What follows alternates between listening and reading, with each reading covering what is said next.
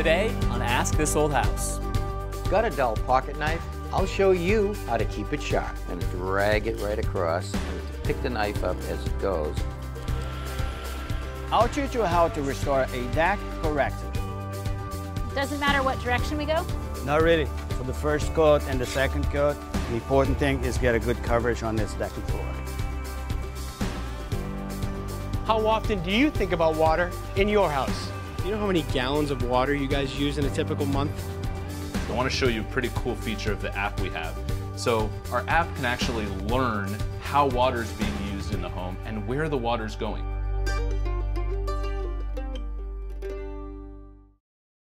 For projects around the house, Home Advisor helps find local pros to do the work.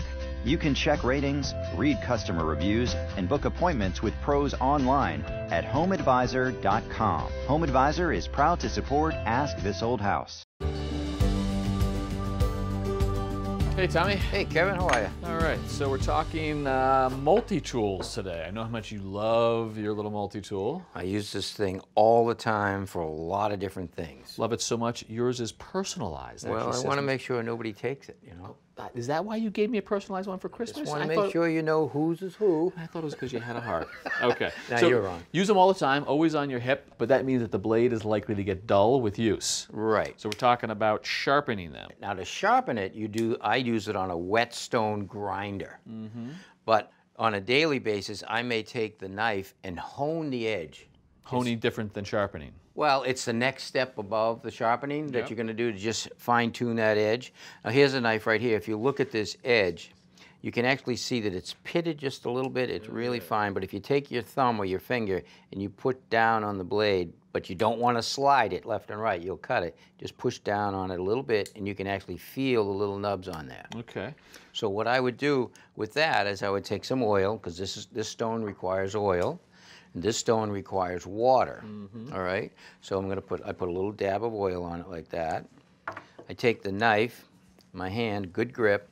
I'm gonna push down firmly with the knife. I wanna try to hold that angle right. I'm just gonna eyeball it. I'm gonna drag it right across. I have to pick the knife up as it goes, about 3 or 4 times that way. Now I'm gonna go the other way.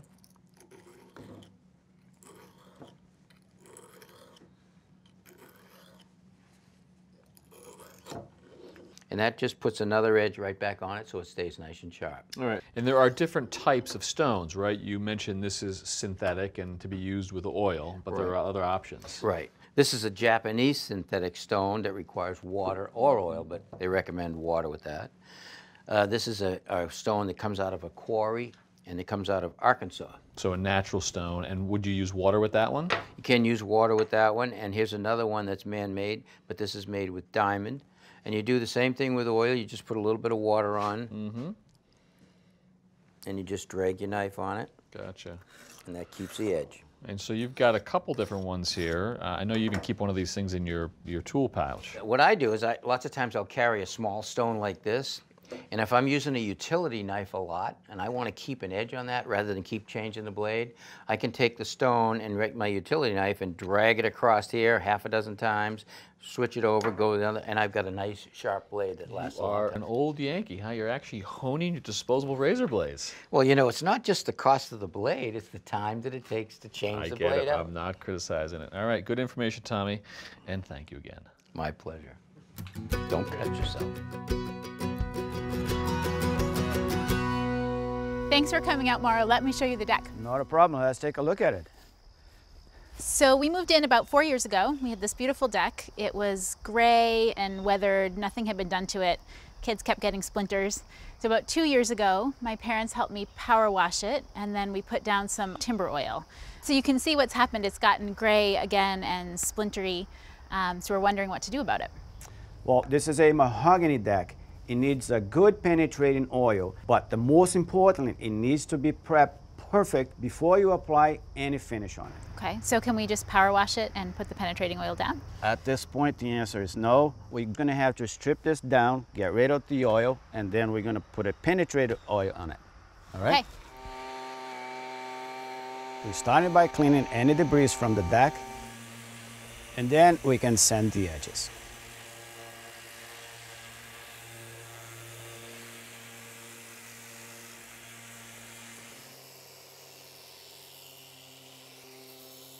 Well, Amanda, just like painting, when we sand it, we start at the edges, and then when it's time to get the fields done, I stop by a home center and I rent this big machine. And here, as you can see, we have a pad that vibrates back and forth. For this job, we're gonna use the 40 grit paper that will get us a lot of work done faster.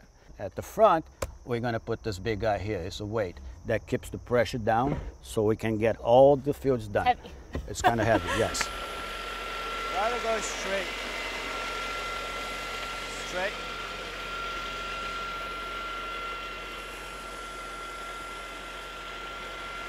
For the second pass, we're going to use 60 grit, and for the final pass, we're going to use 80 grit. Well, this is the penetrating oil that we're going to use it. There's no tinting in it. All right, smells pretty strong. Well, it smells a little bit, but it's also the best stuff for this deck that we can use. We're going to start with the edges. We're going to cut in, and then we'll do the fields with a bigger roller. How thick should I put it on? You can put it pretty thick, but spread really well. Just put a generous coat, but spread it really good.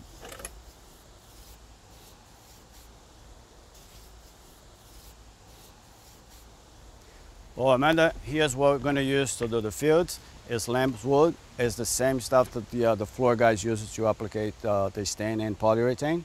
So, and I'll show you how to do it. Just be generous, okay? Okay. Get a nice thick coat. Yep. We're just gonna go like this. Get long strokes, and we go back and forth, all right? It doesn't matter what direction we go? Not really. For the first coat and the second coat, the important thing is get a good coverage on this decking floor. Remember, keep the pad wet all the time because we do not want to miss any spots. So if you see that it's not releasing any oil, just dip it back in a bucket and keep all the wedges wet, right? Just go along the deck with the nice and long strokes like this. If you're doing a really good job, you're gonna enjoy this deck. Guaranteed.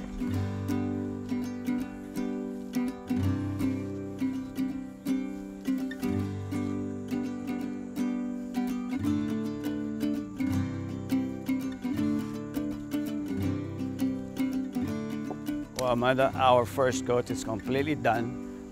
So we should wait about 24 hours, and then you can reapply the second coat on. Next year, what I want you to do, I want you to get your garden hose, clean up this deck, and just reapply the oil, all right? And then skip 2 years, and then you do the same process. Clean up your deck, and then put another coat on. No sanding? No sanding. All you gotta do now is maintain this beautiful deck. It's already beautiful. Thank you so much. Well, you happy? I'm happy. If you're happy, I'm happy. Thank you so much.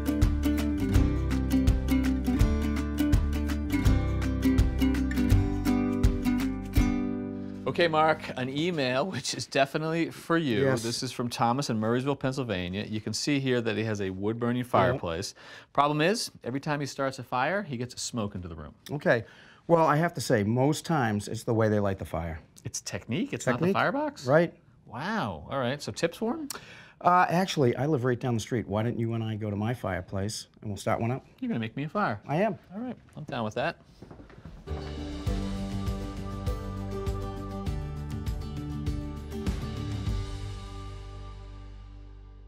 Boy, that is a Mason's fireplace. Right, thanks. So when I moved in about 15 years ago, I actually took all this stone from the backyard, Yeah. brought it in, cleaned it up, and laid it into my fireplace. Boy, that is a beauty. Nice job. Yeah, thanks. All right, so what are we doing here?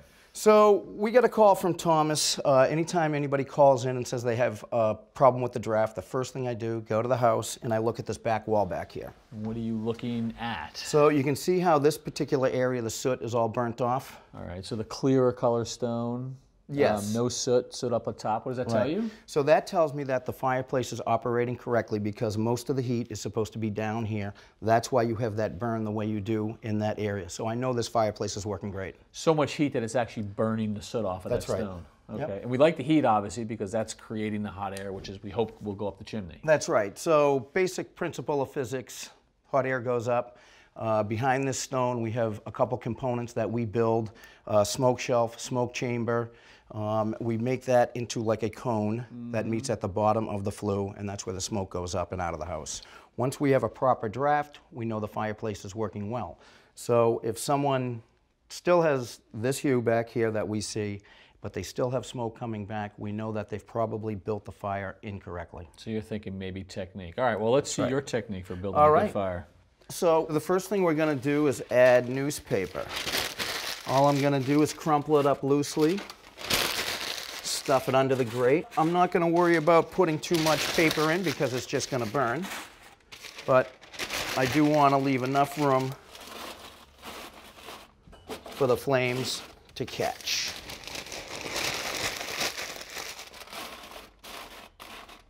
Second thing I'm going to do is I'm going to get my biggest logs, and I'm going to lay them the long way in the grate.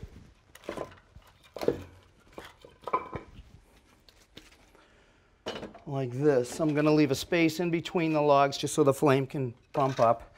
Now I'm going to take my medium logs and just crisscross the big logs like this. Again, I'm going to leave a gap in between the firewood. And the last thing I'm going to do is take my kindling, which I got in the backyard as well, and I'm just going to throw it on top of my second layer of firewood just like this. So most people are probably putting their kindling down low. So what I find is when you put the kindling down low, which is what most people do, you light the newspaper and the newspaper flame can't get up through that kindling. So that's when it gets stuffed and the smoke starts to emanate into the room. So what I want to do before I light the fire is I want to prime the flue. You can see it's already starting to pull smoke up. So priming it meaning you're trying to get a little bit of heat moving through that chimney? That's right, and that's going to let everything else go the same way. So I just wait for that. I'll go about halfway. And once I'm at about this point, all I'm going to do is dip down to my newspaper, kind of ignite it, and then I'll just put that on top. But you can see the flames being pulled up. That's because we primed the flue. Not just pulled up, but you can see actually the flames coming off the paper going right between the big ones, right between the medium ones. And you hear that crackle, that means we're getting some effect on the kindling. I can feel the heat out here, but no smoke yet. Right. And you got sort of a very tall, upright flame telling you that's airflow. So that's airflow, and again, that means all my mechanics inside were built properly because the flue is lined up directly with the center of our fireplace, and as you can see, that flame is being pulled right into the center. So, and another thing we should add is that hardwood, seasoned wood is always the best to use. You know, some people, you don't ever want to use pine. Pine can create some of that creosote that everybody is so afraid of. All right, I think you proved your point, Mark. We got about a half hour into this fire. You got a good burn, no smoke in the room. No smoke, and we were actually able to add a couple logs. So if you use this method of lighting a fire, 9 times out of 10, you're going to be great. If you do have that oddity where the smoke comes back into the room, you probably have some kind of blockage, or maybe the chimney isn't built high enough, so might be time to call the local mason at that time. Cool. All right, good information, and thanks for the fire. All right, thanks, Kevin. How often do you think about water in your house? Do you know how many gallons of water you guys use in a typical month? Thousands. Thousands? I couldn't tell you exactly how much I use, but I am very conscious of my water use. On average, how many gallons would you say? Oh gosh, I don't really pay attention, to be honest. You don't? Not at all? No. What do you think is the #1 appliance that consumes water in your house?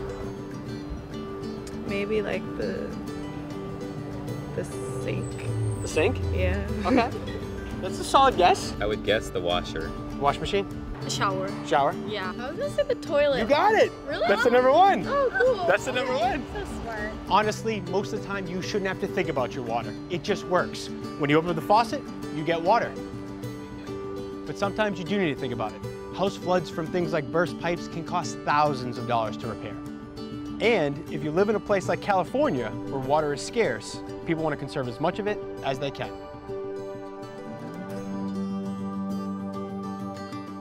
Hey, Gabe. Hey, Ross, how's it going? Nice to meet you. Nice to meet you. So I heard you and your father are working on a smart automatic water shutoff valve. Tell me about it. So over the last few years, we've brought our collective experiences together. My dad, who's been in the plumbing space for 30 years, served as an expert witness dealing with plumbing failures in people's homes. Me as an attorney dealing on the claim side of the same problem. Brought our experiences together to hopefully avoid catastrophic water damage in homes. We proactively maintain the plumbing system, automatically shut off the water if there's a problem, help keep those homes safe. I'd love to see more. Come on in, All let's right. go. So Ross, we've had quite an evolution in leak detection over the last number of years. So we started with having point sensors strategically placed around the home in what we determined as problematic areas. Right. Some of the early iterations were sensors that could be placed around high-risk areas in the house, like on the floor near a washing machine or the water heater. If the sensors detected water, they would sound an audible alarm alerting you to the plumbing failure. The next iteration of water detection included an automatic water shutoff valve. The point sensors would connect to the shutoff valve, so if any of the sensors detected water, it could send a message to the valve to shut it off, which would prevent any more water from bursting into the house. With both of these sensors, there were a lot of vulnerable areas left unmonitored. So say a flood occurred where there wasn't a point sensor, in that case the valve would remain open and the same level of water damage would occur. What we've done is that we have a flow sensor that's actually installed on the main water supply line. So in the event that water's running for too long of a period of time at too high of a flow rate, it can let you know, shut off the water. So we've basically negated the need for all of those point sensors that you previously had. Right, so the turbine inside there spins. The faster it spins, it basically tells you there's more water being used, but it's only going to tell you if there's catastrophic leaks. And there's a lot of people that are doing the same thing. You're right, and it's important for that reason, but what we've done is we've also put in two other kinds of sensors. We also have a pressure sensor in here, and we also have a temperature sensor. Temperature sensor is important because water reaches freezing temperatures in home all around the country, and the water expands in the pipe, causes it to burst, huge cause of catastrophic water damage. So we help notify homeowners in advance of that happening to help, better maintain their homes. Pressure is really crucial. So pressure is important because if pressure is at too high of a rate for too long of a period of time, it actually causes aging to the system and can cause connectors, fixtures, appliances to fail and burst. Right. These flow sensors on all kinds of water meters can only tell you if water's running at a certain flow rate. Sure. But you're still vulnerable with really small drips that happen in the water system, and identifying those are really the key to being able to better maintain your home, fixing those to avoid the catastrophic So if I water understand damage. you, what you're doing is you're closing the valve and you're measuring the pressure downstream of that valve. And if it's a perfect leak-proof system, that pressure should stay constant. But if you've got a leak somewhere, you're going to see that pressure drop over time. That's exactly right. So when the water stays constant, and we run this test every single day and can identify even a drop of water a minute happening, if we see the pressure stay constant, we know definitively you don't have a leak in your system, you get great peace of mind. But in the event that we see even a slight drop in the pressure, we know you have a leak somewhere, and now we're helping you troubleshoot where it's coming from. And because we have Wi-Fi built into the device, we can communicate that alert right to your phone and help you troubleshoot where it's coming from. That's great. Yeah. So now that we got the valve installed, it'll start giving you data almost immediately, but it'll take about a week to start alerting you as to what your abnormal water usage looks like. Gotcha. This house has had the valve installed for the last year and a half, so it's already learned the habits of the home. Okay. So you can see on the dashboard how much water you've used today. So this homeowner has used 25 gallons of water today, and they had a preset conservation goal of 240 gallons. There are 4 people that live in the home. On average, people should use about 60 gallons of water or less, creating a conservation goal of 240 gallons. So you see a little visual here of how they're doing so far versus their conservation goal. I mean, that's so important because most people have no idea how much water they use. That's exactly right. If I go over to the control panel, you can see in real time how the water is being used in the home. So the pressure is currently at around 61 PSI. There's no water running right now. And the temperature is currently at 69 degrees Fahrenheit, and the water's currently running. That's exactly right. Okay. So here, if I come and turn on the water, you can see that the flow rate immediately shows, okay, water's running around 1.7. Yeah, right. We're collecting data every second. So while the water's running, you can see that I can just come over here and I can turn off the water at the valve. I hit OK, and you see that it's saying closing valve. And you're going to see the water start to slow down. It's not going to come to a complete stop right away. And the reason for that is because there's still plenty of water in the pipes of the home. But here I can just open the water right back up. and in a few seconds, look at that. Boom, you're gonna see the water come right back on, surge up, go back to around the 1.6 gallons a minute that it was at before. Cool. I wanna show you a pretty cool feature of the app we have. So our app can actually learn how water is being used in the home and where the water's going. So here we can see that we've used the irrigation once today, and that's used 140 gallons of water. So you actually can see, yeah, the majority of the water usage in this home over the last 24 hours was actually irrigation. Showers was the second biggest water use, and that was about 55 gallons of water, or 22% of the total water usage. Sure. We're pretty accurate at being able to tell how the water is being used in the home. Very cool. Yeah. So now I can go back to the control panel and I can actually show you how this health test works. So we can generate a really small leak. Let's see if I can get this down to just a couple drips. So this is sensitive enough that it can detect even a drop of water a minute. So now you see the app has reported that a small drip has been detected. So I can click on that and I can get troubleshooting tips to try to troubleshoot where the leak is coming from myself. Or I can just contact our support team and they can help walk us through what to do next. Cool. Yeah. Another thing that we're working on that we're excited about is how all these devices talk to each other and make the entire home safer. So as we saw, we have our temperature sensor that's there to help catch when water starts freezing within the pipes to help avoid those from bursting. Eventually, the device will be able to send a ping over to that smart thermostat to raise the temperature in the home to help avoid the pipes from freezing altogether. Totally cool. That's the future. That's where it's headed. Yeah, and that's what we're really excited about doing with these integrations that are coming. Thank you, Gabe, for the Hey, tour. Russ, thank you so much, man. Appreciate it. Hey, that was a pretty good story. You did it right. Settle down, you two. You always bring us good information and new information, although in this case, not so new because your dad's been following us for a long time. Chasing this story about how to protect against catastrophic damage, really since show one, we used devices like this, the main shutoff here, controller, the hockey puck, or we had that sensor. And I'm thrilled to see it grow to this level. Yeah, I mean, there's so many devices out on the market that are trying to do the exact same thing. This is the one we showed during this segment. This is another one that's on the market. That's been around for a while too. That's great. Yeah, and they're backed by industry players. Yeah. So there's other players in the market. I think it's super promising technology. I do have to say, in the back of my head while watching it, I'm thinking, what about the nuisance calls? Yeah. Will it shut me down in the middle of a shower or misread something that it thinks it's a leak that isn't? Right. None of these devices are perfect, right? But the good thing is that if you're going to get a false alarm, you at least are aware of what's going on, right? Versus a catastrophic issue that you don't get alerted to. Right. Well, if you don't measure it, you can't modify it. So good information, guys. Thank you. All right. Well, if you've got questions on your house, we'd love to hear from you. We know a couple experts who can help out. So until next time, I'm Kevin O'Connor. I'm Ross Trethewey. I'm Rich Trethewey. For Ask This Old House. So this is like 25 years of chasing this problem. That's right.